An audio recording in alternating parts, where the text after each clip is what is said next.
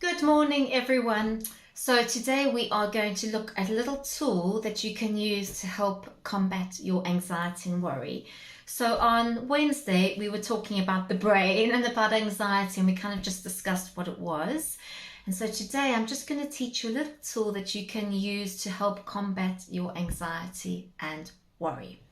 So, we were saying that when anxiety kicks off in you, it's your amygdala part of your brain that gives you a real sensation, a real feeling of anxiety. And you can really start focusing on that thing that's giving you the anxiety or the worry, that perceived danger or threat. So, it's as if someone says to you, don't think about a pink elephant. Don't think about a pink elephant. Seriously, just don't think about a pink elephant. You're not thinking about the pink elephant, are you? No pink elephants.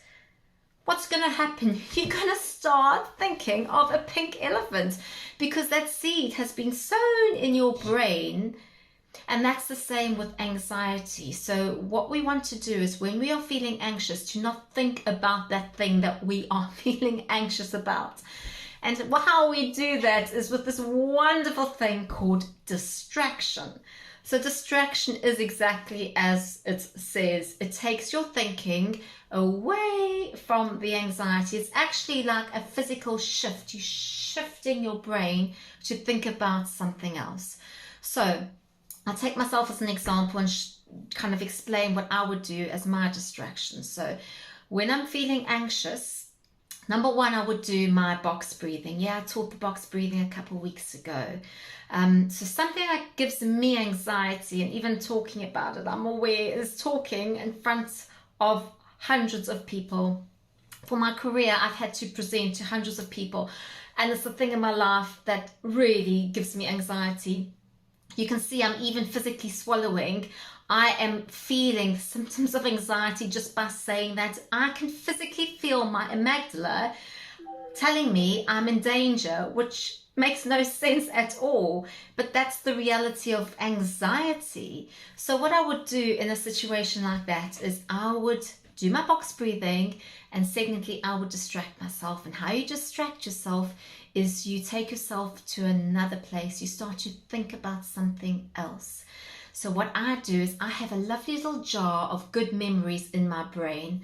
So it does take a bit of work to get them into your little imaginary jar in your head, but you create these lovely little memories based around fact that you've gone through in your life, and you keep them in a little jar. And when you're in a situation where your anxiety is kind of firing off in your brain, you distract yourself and you pull out one of those memories from your jar and you actively choose to think about that.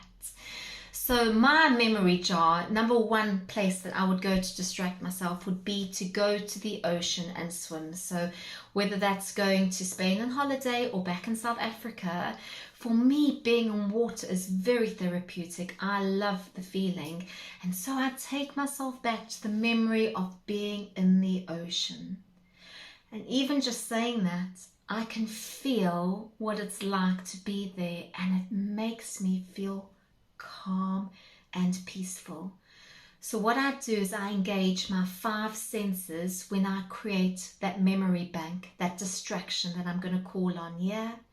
So an example, I'll use my kind of memory bank as an example. Number one, touch. I can physically feel the water. I can feel the water on me, and it's cooling and it's refreshing. Hearing. I can hear the waves crashing. Sight.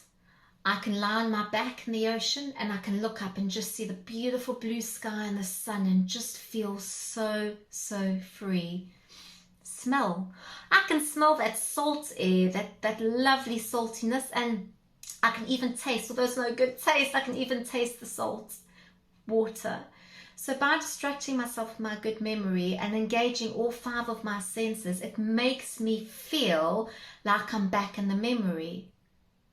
And so what I was saying about standing in front of a large number of people doing a presentation, I don't even remember that anymore because I'm so calm from my memory bank of a good memory.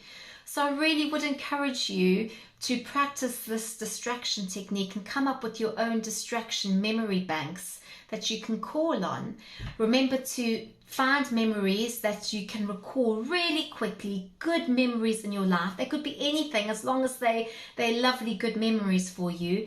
And you're using your 5 senses, so touch, smell, sight, what you can hear and what you can taste, to really embed that memory so that when you go to it with your rational part of your brain, it comes back really, really quickly, and that you can put yourself back into that situation really, really, really quickly.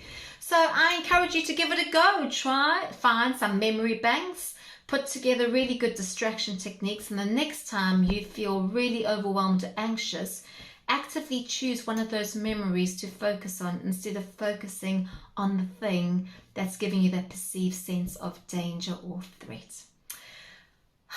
Have a good day. Have a lovely Friday, everyone. Have a good weekend, and I will see you next week. Take care. Bye.